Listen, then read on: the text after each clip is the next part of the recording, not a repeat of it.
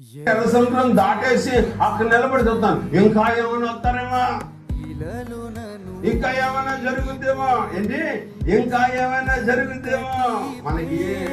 మనకి అనుమానం ఎక్కువ, అవిశ్వాసం ఎక్కువ.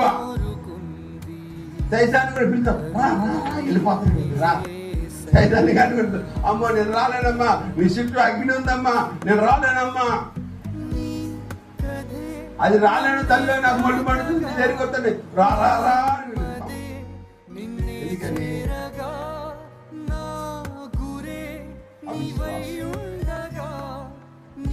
ఐగుప్తులు చేస్తుంటే భయపడతా ఉన్నారు. ఐగుప్తులందరూ కూడా ఆగట్లేదు, రెచ్చిపోతా ఉన్నారు.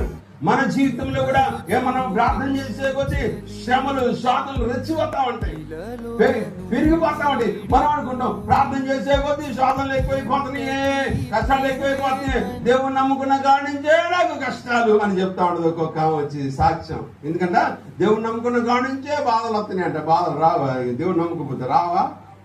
వస్తాయి. కాబట్టి సాకు దేవుడి మీద బురద చల్లేటువంటి విశ్వాసులు చాలా మంది ఉన్నారు. పాస్టర్ గారి మీద బురద చల్లేవాళ్ళు, సంఘం మీద బురద చల్లేవాళ్ళు చాలా మంది ఉన్నారు. వారి జీవితంలో బలహీనతను బట్టి వారు ప్రార్థన చేయక పక్కన వాళ్ళ మీద బురద చల్లుతూ ఉంటారు.